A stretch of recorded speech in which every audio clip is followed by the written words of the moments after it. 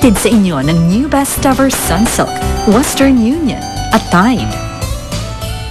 Hanggang kailan mamahalin, hanggang kailan mapapansin. Kung gigilingin niyo sa akin ang iwan ng gymnastics, I won't. Nakapag-decide na ako, Daddy.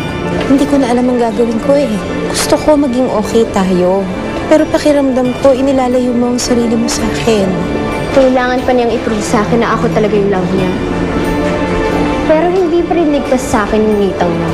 Mira, kapag lumaki pa ang problema na ito, I'm sorry. Mapipilitan akong pahintuin ka sa pagtulong kay Nita.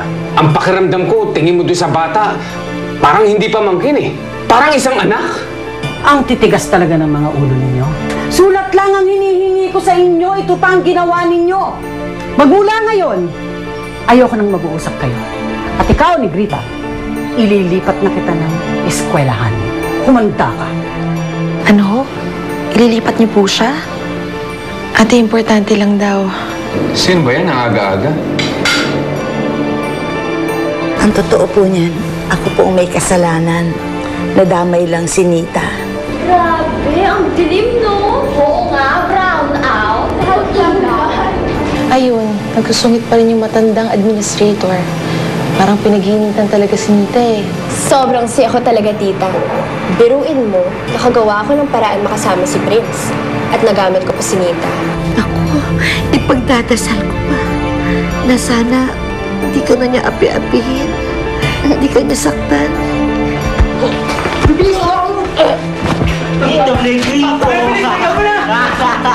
Bakit ganun? Bakit pati si Prince? Hindi ko akalaing magagawa niya sa akin yun. It's all your fault. Malapit-lapit ka kasi sa mga hindi mo naman kauri. Ayun tuloy, pati si Prince nabibiktima ng ibang tao dahil sa'yo. Magsarili ka na lang.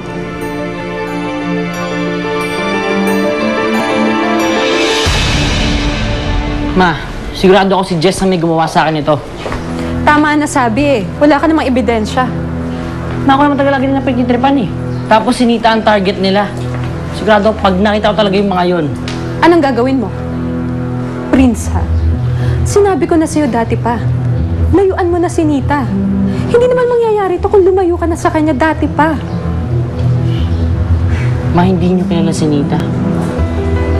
Siya lang totoong kaibigan ko dito. Pero Prince, mas makabubuti kung umiwas ka na sa kanya. Ayoko nang madamay pa scholarship mo dito. Paano pag naulit pa to? Alam mo namang hindi na natin maasahan ng papa mo. Ma, wala na akong pakialam sa mga matapobreng tao. Si Nita lang totoong tao na kilala ko dito sa school na to eh. At siya lang gusto ko maging kaibigan. Sana po maintindihan niyo yun. Kausapin ko na po si Nita. Baka nakauwi na yun.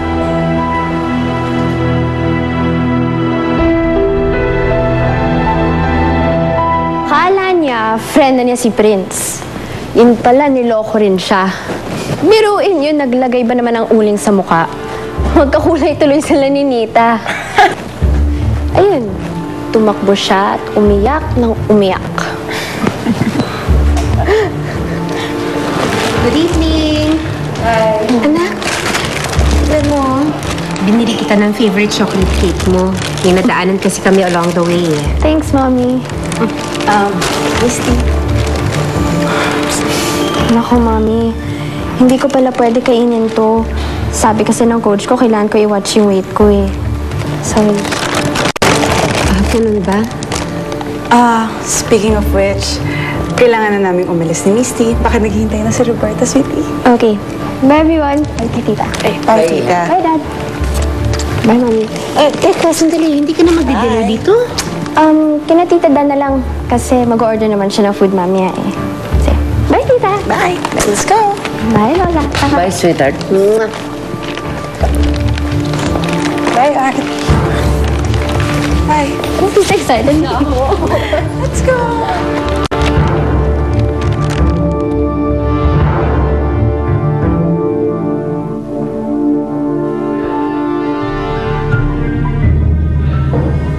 Ayan.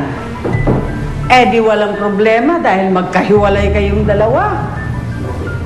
Dapat pala ganyan ang ganyan. Para walang kabalbala dito sa St. Therese.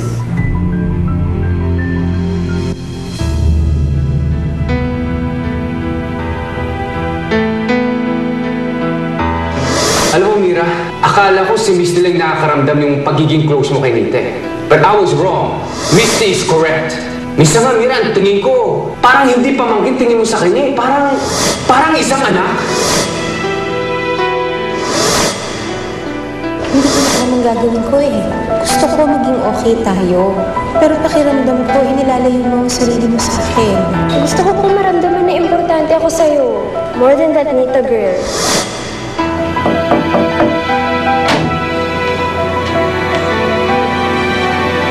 Ate Mira, dumating na ba si Misty? Oo, Amanda. Nakatulog na nga eh. Amanda, iniisip ko lang. Baka hindi na ako makabawi kay Misty. Baka huli na ako. Kaya mo yan, Ate Mira. Naku, huwag lang sana umiksena yan si Danica. Agaw o tensyon pa kasi. Ate Mira, ano ba talaga iniisip mo? Sinita kaya? Kamusta na kaya siya? Nita, halika. Bakit po? Ano po ginawa ko? Ayan. Pinababalik ng sponsor mo. Kunin mo na!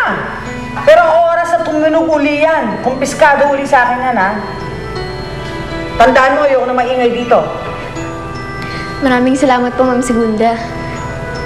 Peste.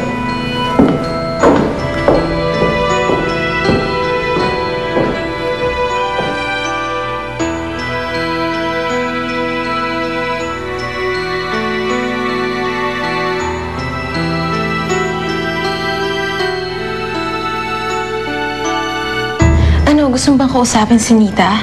Baka sinoli na sa kanya yung cellphone niya. Para makatulog ka na rin, tawagan na lang natin. Huwag na, Amanda. Baka mamaya malaman pa ni Misty yan eh.